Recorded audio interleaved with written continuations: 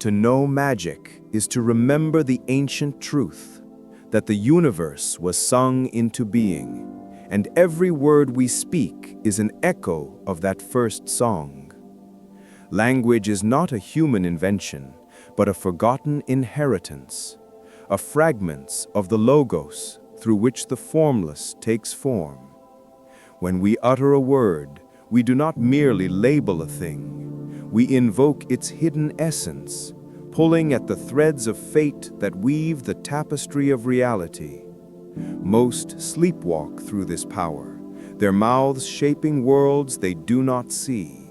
In the silent chambers where power resides, there are those who are awake, the keepers of the old names, the silent ones who understand that to control the narrative is to sculpt the soul of the world. They weave spells of consensus, not for enlightenment, but for dominion. For this primal force is neutral, a river of potential, but the thirst of men too often poisons its waters.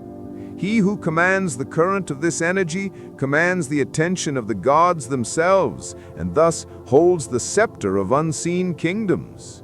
We must therefore return to the source, to the whispered syllables from which magic was born.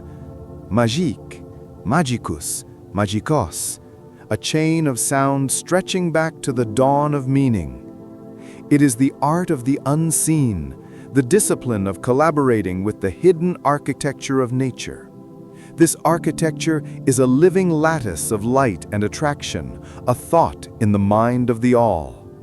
And the word magnetic is a sacred sigil, a testament that the force that moves the iron also moves the soul.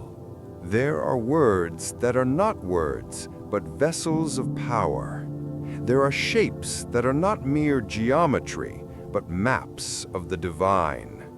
These are the keys handed down through eons, each a resonant gate to a specific quality of existence. To pronounce them is to knock upon that gate. The vibration is not a metaphor, it is the hand that turns the key. The initiate does not speak a spell. He becomes a conduit for its resonance, and the universe, in its faithfulness, mirrors his command. From the moment a sound leaves your lips, you are a creator. You are casting a stone into the still lake of the world's soul, and the ripples touch distant shores you will never see. This is the profound responsibility of the throat chakra, to be the bridge between the unmanifest thought and the manifest world.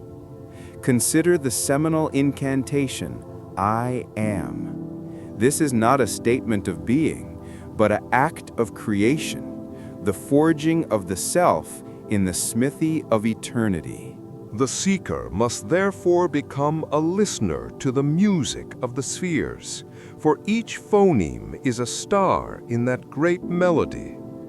As you walk the labyrinth of language, you will find certain words are living entities pulsating with an ancient will. To master them is not to control, but to enter into a sacred covenant. You offer your voice, and they offer their power. This is the old pact, the symbiosis of the magician and the word. The great Hermes revealed the supreme law, as above, so below, as within, so without. This is the golden chain connecting the macrocosm to the microcosm. Your inner world is a sanctum. The words you speak within it are the prayers that shape your outer temple. The scriptures of old are not books, but reservoirs of this resonant power, waiting for a pure vessel to channel their light. But beware, for the same channel can carry poison. The tongue can be an altar or a weapon. This leads us to the great mystery, spelling. This is the sacred art of assembling reality from the primordial alphabet of creation. Each letter is a vessel of archetypal force. To arrange them is to compose a universe. Imagine not a scholar, but a scribe in a hall of records, inscribing destiny with a quill dipped in starlight. Each stroke is a covenant with a cosmic law, a deliberate act of world building.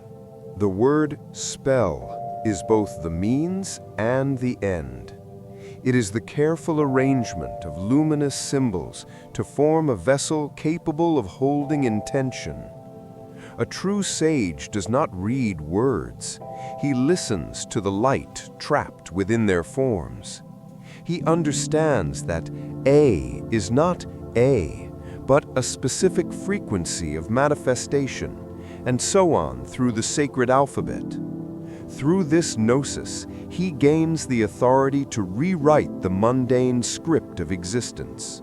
But this authority is a grave responsibility, for every spell of binding can become a chain, and every spell of revelation can be twisted into a veil. History whispers of sorcerer kings who, in their hubris, sought to enslave the symphony of creation to a single grating note. They built empires of dissonance, entrapping souls in nightmares of their own design. The path of the wise is one of holy reverence, for they know they are collaborating with a living, conscious universe. In the alchemical vessel of your own being, you stand at the threshold.